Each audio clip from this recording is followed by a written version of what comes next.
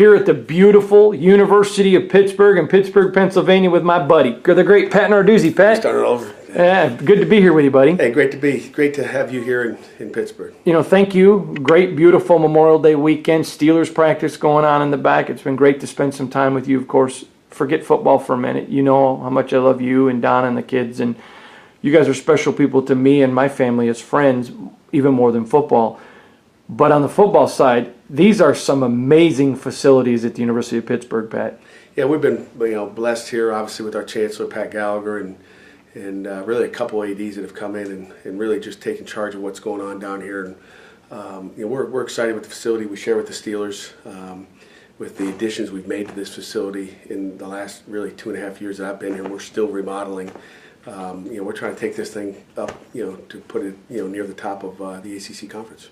For you, Pat, I mean, there's so many great things going. I love it when you tweet "Pitt is it." I laugh at that because I think that's typical colloquialism with you. Find the easiest way to say it and say it, but it has gone well.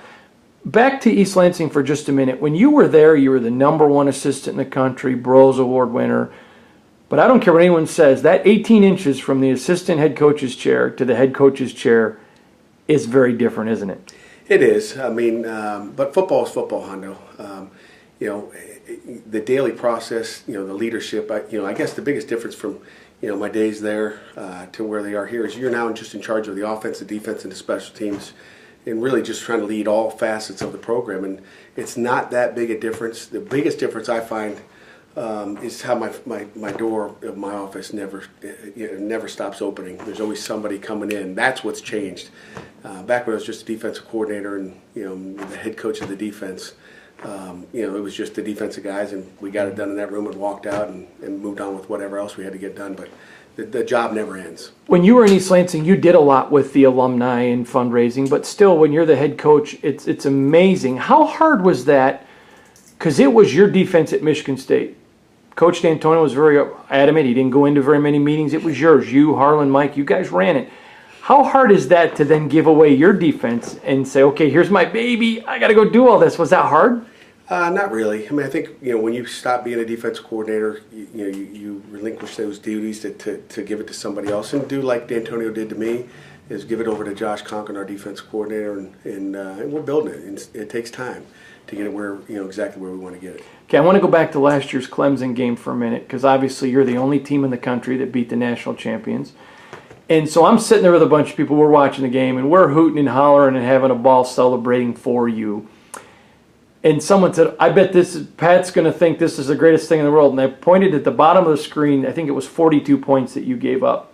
And I said, no, because he's a defensive guy at heart. He's not going to think about the win. It's how did we give up 42 points? Tell me, was I right or wrong? You were wrong. You're really? Wrong. You're not wrong very often, but you were wrong because, as a head coach, you become an offensive coordinator, a defensive coordinator, a special teams coordinator. And it does bother you when the points are put on the board. But, to go down to Clemson, if you'd looked across the sideline from ours to their side and looked at what we played against, that was a great football team, obviously a national champion, and a well-coached football team that, to come out of there, Death Valley with a win was really, all you could, really want. Now, if I go to the last game of the season when you play Syracuse, who wears orange as well as Clemson does, that game I was not as happy with, because you look across the sideline and say, okay, they're like us, let's go. Yeah, that makes a lot of sense. Pat, let's talk about you and how you've evolved. How would you describe your offensive philosophy now? My offensive philosophy is, similar to, my defensive philosophy. Keep it as simple as we can, get good at something as far as whatever it is. And I think you have to build, my philosophy on offense is to build your offense around your playmakers. Who are they? Who do you need to get the ball to? And what's the best way to put stress on a defense? So, to me, all good offense coordinators are guys that understand how a defense works. Where's the strengths, where's the weaknesses, and attack weaknesses, and stay away from the strengths. And that's what I'm all about, is looking at a different defense, saying, okay, here's the weakness. What can we do to attack it? And that's my philosophy. I was recently asked about that, and I want to tell you how I described it. And we're good enough friends. If you disagree, please correct me, because I want to give best information. One of the things I think that made you a great defensive coordinator is you watched incessant amounts of film. You would make changes literally at breakfast before games, something you saw, just little things. I told someone, I don't think his style's pro set. I don't think it's spread. I think it's what do I have to do to win? And did I describe you correctly? Win and score points. I mean, Yeah. you can't win all by yourself on offense. You got to have a defense. I think our special teams have done a great job with Andre Powell the last couple of years here, and I think we can only get better in that respect. But you want to win football games, and it doesn't matter how you do that. And and again, when you talk about making changes, in a defensive game plan at the last hour, we did that, and just finding new stuff. Sometimes you find stuff on Friday night and Saturday morning. That's a lot of fun. Staff-wise, how different is it? I mean, obviously you had a staff, but when you're defensive coordinator, it's 3 or 4 guys, and then some assistants. How different has it been assembling an entire staff? We've had a couple different offensive coordinators for a good reason, but it was fun. But it was probably the hardest thing you had to do as a head coach was, trying to, get the best staff you could for the University of Pittsburgh and for the success of this program. You hurt a lot of people's feelings because there were some guys that you would love to hire as people, but you just wasn't the right fit right now.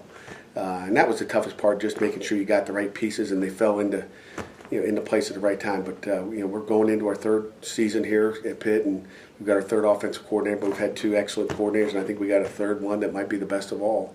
Time will tell. For you now, let's go back to the rebuilding process. I was joking with Vicki a minute ago about your assistant. I said, one of the things that people don't understand is you haven't even had a chance to build your defense. And I was joking with them.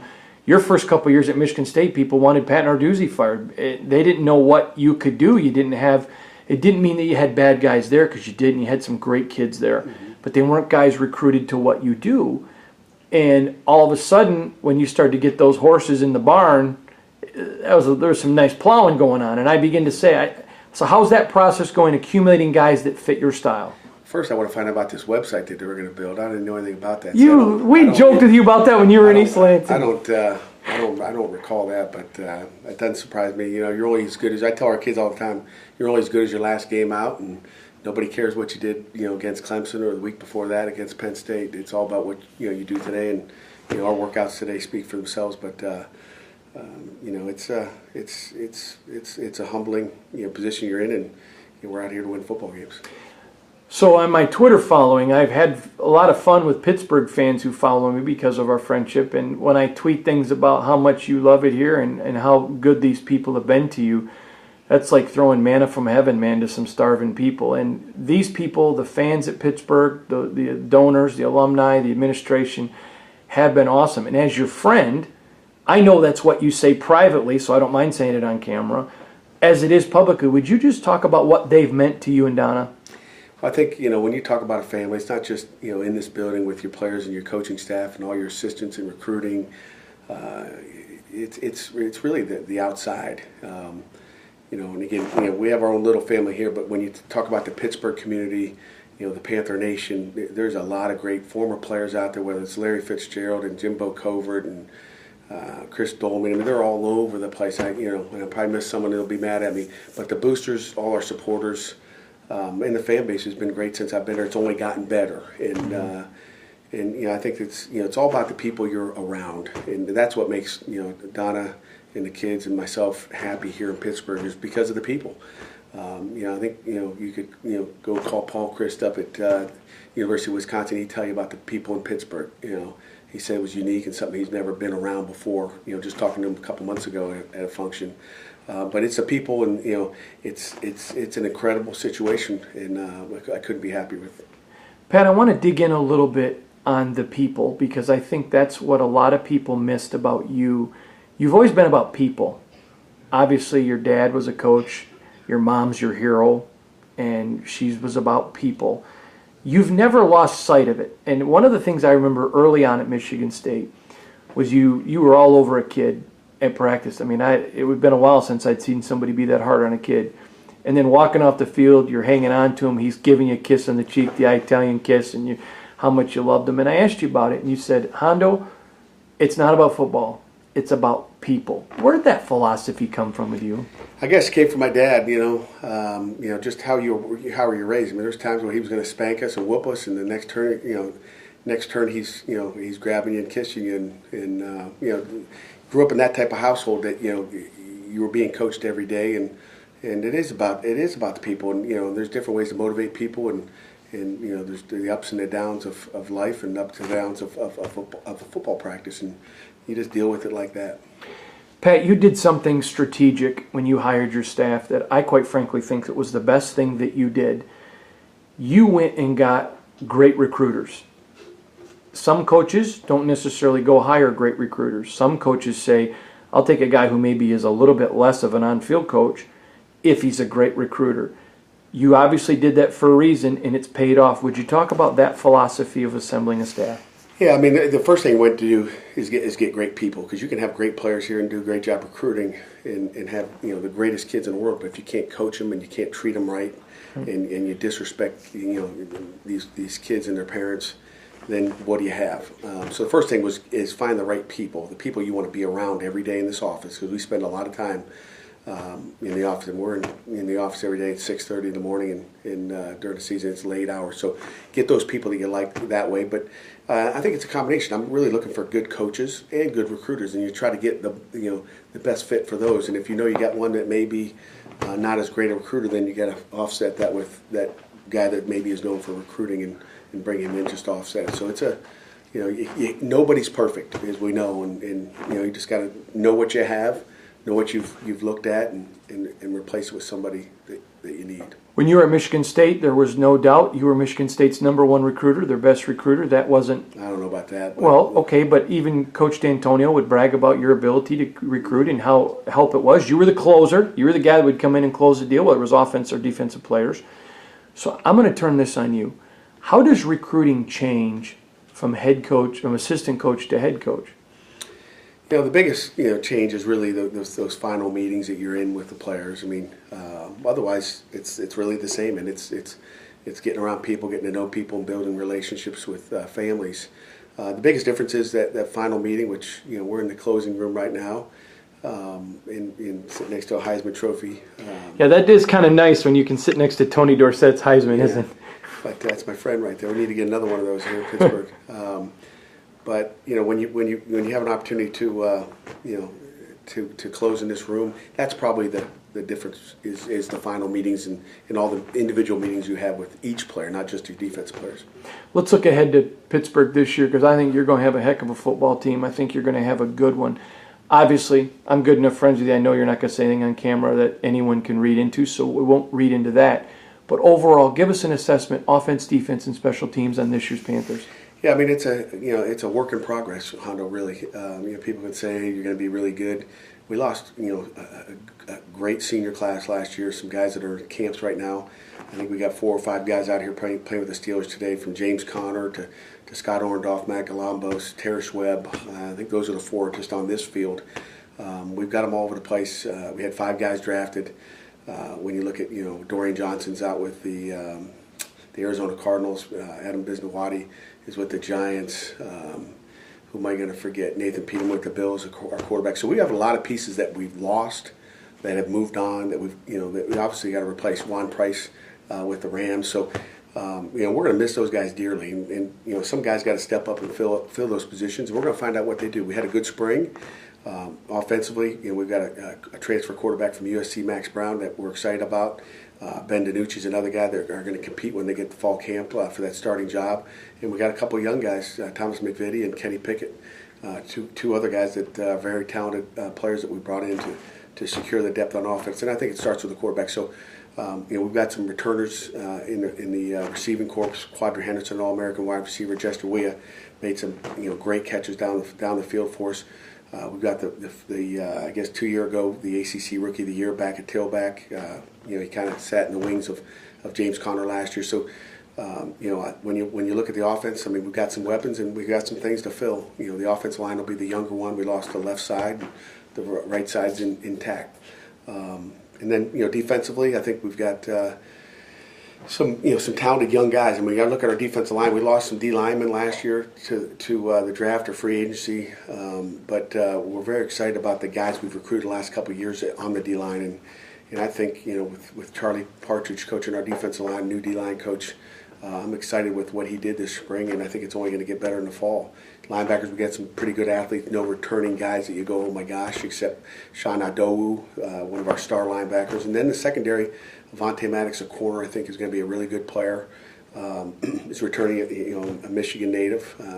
I think Martin Luther King High School, I believe. Hope I'm not wrong. You better not be, because that's a big deal down in the D, isn't it? That's a big deal. Probably wrong. Might have to check that stat out. And Jordan Whitehead, one of our safeties, who I think is a dynamic player. Freshmen, you expecting any freshmen to be able to potentially come in and compete, Pat? It's always nice, but I would never put the hex on somebody, Hondo, saying they're going to come in, because those would be the guys that couldn't or won't. Right. But I think every year we're going to look for those young guys that can come in and play, and I'd say there's going to be 4 or 5 of them that need to step up and come in and play, and maybe there's 6 or 7. I mean, we got a Kamante Carter, goes by Cam, from a junior college D tackle that I think is a special player that I expect to come in and play again as a JC D tackle. And he's out there working with our guys now, so he's here early for summer school. But there's probably going to be a handful of guys, hopefully 2 hands that the guys can come in and help us. Last couple questions and we'll get done, Pat, but I think this is important stuff to ask you. Your philosophy of head coaching. I asked you this question when I interviewed you, the second time I ever interviewed you at Michigan State. I said, what's your philosophy of coaching defensive coordinator? And you told me. What did I say? I don't remember. You talked about, I want to improve people's lives on and off the football field and push them to be even what they know they can't be. Yeah. So what's your philosophy as a head coach? Again, I guess you just told me. You asked me again. But, my philosophy as a head coach really hasn't changed much, from that standpoint or from what I did as a defensive coordinator. My job is to really not change who I was. The success you had on defense is the same thing you want to have on all phases of our game, but just, not change who you are, be real, and what you see is what you get when you come here. And I think that's probably the best philosophy you can have. One of the things I've always admired about you, besides the friendship part that I have with you, and by the way, I still want to remind you, you are the most unluckiest fisherman in the world. I just want to make sure that's established. That was not a good fishing trip. That was not a good fishing trip. But for you is, you care about, you love special teams. It matters to you. Some guys blow it off. What is it about special teams? Did that come from your dad? Because that is so important to you.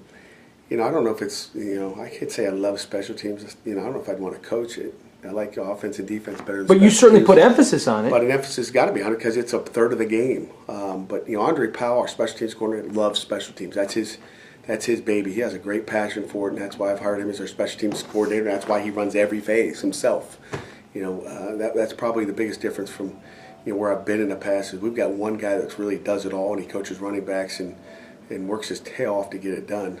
But I love special teams when it affects the game, in a positive way. I hate special teams when it affects it in a negative way. But I think that's any head coach or coach period. Special teams are important, and it's emphasized here a bit. Obviously, I know all your children have a great relationship with them, but your wife Donna is just a precious woman. I love her dearly. I know that you do too. And all the success you've had would not be possible without the woman that you chose. And I guess our last question is really, would you tell people, because she doesn't want the limelight. I mean, I remember one night calling her, you guys were driving on the road, and I was on the phone with her when you were at Michigan State, and we were joking about something. And, she doesn't want that limelight, doesn't like it, but is your hardest worker on your staff for you. What's Donna Narduzzi mean to Pat? She's like you said. You can't be a good football coach without a great wife, and I've got the best coaching wife in the country. She helps out in every way she can. She gets on the phone with my administrative assistant, every day, talking different details. We're going to have the entire team over the house on the 23rd of June for just a big pool party and the whole deal. Play bocce, play cornhole. It'll be a great day. So she's incredible. She's the best, and I'm a lucky guy. Well, Pat, I appreciate you letting us come and be here today. Beautiful facilities, but I got to tell you, even to get to be with you is fine, but getting to hang out with Mr. Heisman himself, that is nice when you are in your... Some other ones. There's some other great ones back there behind you. I know, but... Some Litnikoff and the Lombardi. Oh, yeah, all these great ones. There's Walter Camp Award. You can't beat that. Bronco Nagurski. We got them all. Those are all special. Well, like you say, Pitt is it. The great Pat Narduzzi. Thanks, Hondo. I appreciate you, my friend. Hail to Pitt.